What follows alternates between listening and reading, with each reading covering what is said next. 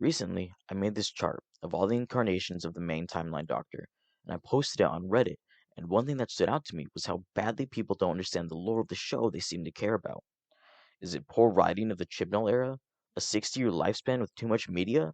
Regardless, I'm going to explain all 35 plus incarnations of the Doctor. Okay, so just to make my stance clear, I do not agree or enjoy the Timeless Child retcon. But here we are. This is the lore as it stands now. I am just here to deliver the information to you. Okay? You don't need to come at me. You don't need to hate me.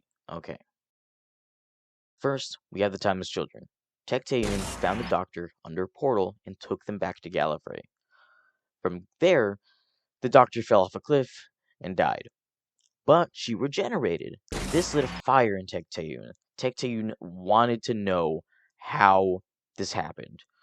So she killed the Doctor multiple times in order to study the process of regeneration, which brings us to 7 bodies. The next 8 Doctors we know very little about.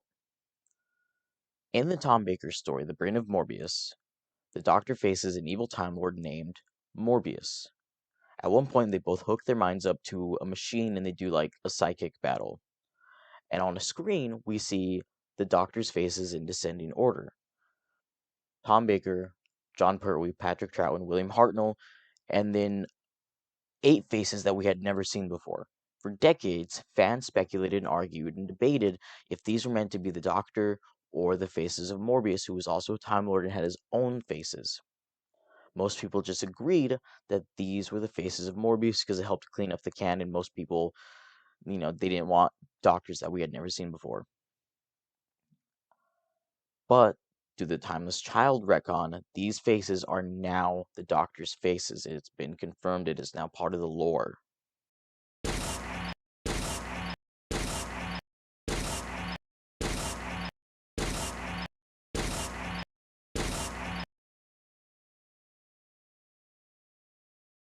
Now, the next one is the Fugitive Doctor, or Ruth Clayton, whatever you want to call her, and a lot of people contended this on my original post, and it's because of the TARDIS shell. The Fugitive uses the police call box, and for her to be before William Hartnell's Doctor with the police call box, it doesn't make a lot of sense narratively or lore reasons. Like, it just doesn't work. So people assume in between Patrick Troughton and Jon Pertwee because we never physically saw that Doctor to Doctor regeneration. But I'm sorry to say that's just not the case, and there is evidence to support that Ruth Clayton, the Fugitive Doctor, is pre-Hartnell, and I'll explain now. The first bit of information I have here is the Titan Comics Doctor Who Free Comic Book Day 2022, which is a Fugitive Doctor story. In this story, the Fugitive is on Earth. She is fighting some aliens, doing, doctor stuff, and she gets some help by some human children, and she ends up thinking, the humans, they don't seem so bad. I'll have to come back here when I'm not working, yada yada. And then it shows a flash forward to William Hartnell's Doctor arriving on Earth with Susan in 1963, and he has some sort of latent memory, some kind of trust that's in deep within him, and that is left over from his time as a fugitive Doctor, even though at this point he doesn't remember being the fugitive or being the Morbius or the Timeless Children. So that makes her for sure before William Hartnell's Doctor. Now, some people might ask, how do we know that she comes after the Morbius Doctors and not, say, in between the Morbius Doctors, and not in between the 7th Timeless Child and the first Morbius Doctor?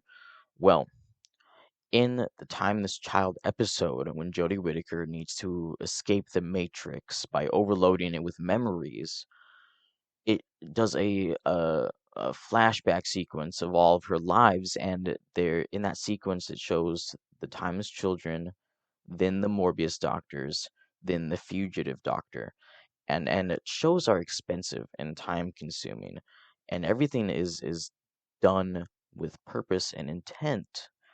So this was not an accidental set up. These were not just thrown in there randomly. They could have, but they didn't. This is intentional. So we know as fans, we have the Times Children, then the Morbius, then the Fugitive. Those two pieces of evidence allow me to 100% without a shadow of a doubt place the Fugitive Doctor right before William Hartnell, but after the Morbius Doctors. Now, at this point, the fugitive was regressed to a child, and her memory is wiped, so she does not remember being the fugitive, the Morbius doctors, or the Timeless Children.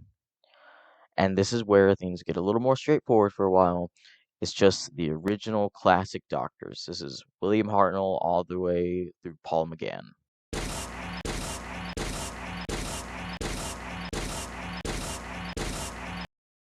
And the Time War happens, and the Doctor dies. He regenerates into the Warrior. It doesn't go by the name Doctor, but it still counts as a body. Now we're getting into the modern Doctors. We have Christopher Eccleston, and then we have the beloved David Tennant.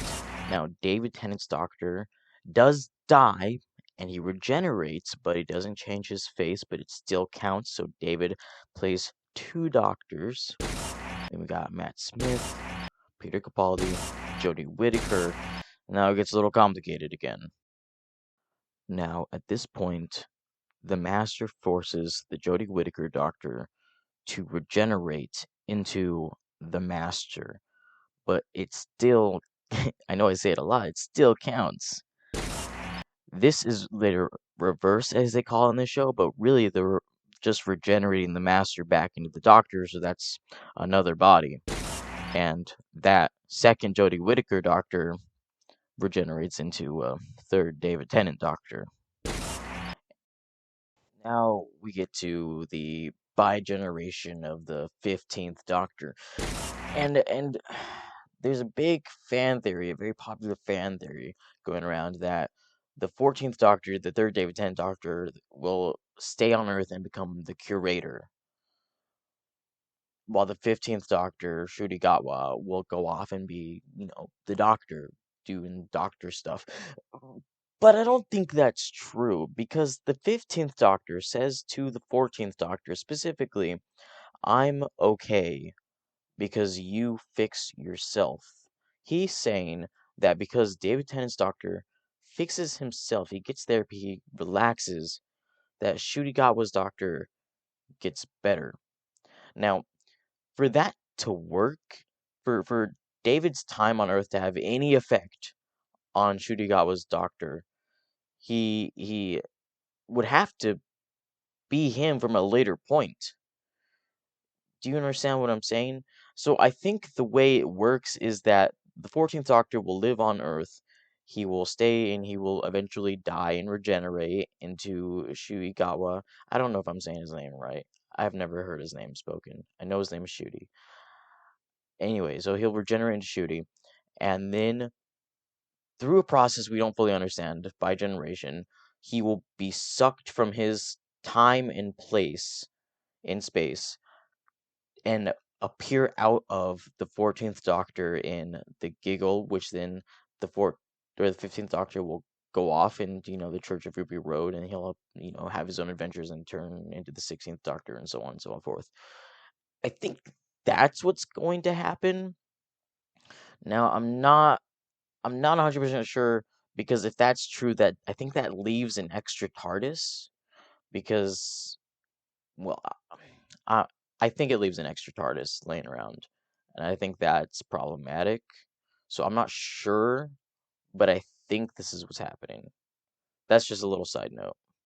So that just leaves three confirmed future Doctors, which are unnumbered. We have the Curator, and we have another Curator, which are just retired Doctors. Like I said, some people think 14 or, the third David Tennant Doctor will turn into, the Curator. Who knows? So we got two Curators.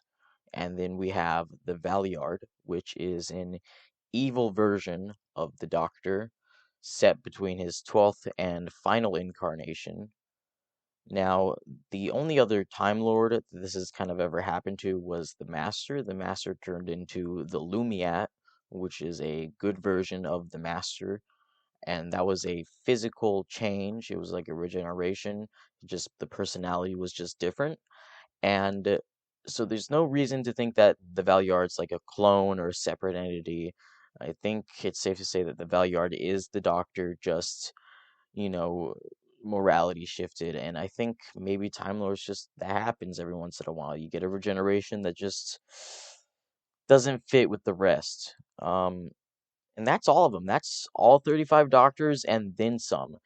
Now, some people wanted Peter Cushing's Doctor Who to be on here, but Doctor Who is not part of this timeline. He is in another universe, another timeline, where a scientist human named Doctor Who builds his own time machine called TARDIS. This does not happen to this Doctor that we just talked about. People also wanted the Curse of Fatal Death Doctors, which is a parody that is officially licensed, but that is its own timeline. This that did not happen to this Doctor again. And another thing is people wanted the Metacrisis Doctor on here, and he's not physically the same Doctor. It's a separate entity with the memories of the Doctor. He it's just not the same guy. So he's not on this list. This is a straight continuation from, form to form. And I might be missing some doctors.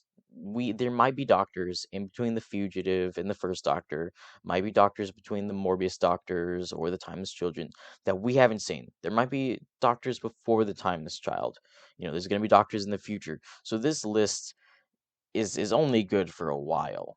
This is, it's got an expiration date on it. I just don't know when that date is. What do you guys think? Let me know. Do you guys hate the changes? Did you guys realize there was so many doctors out there?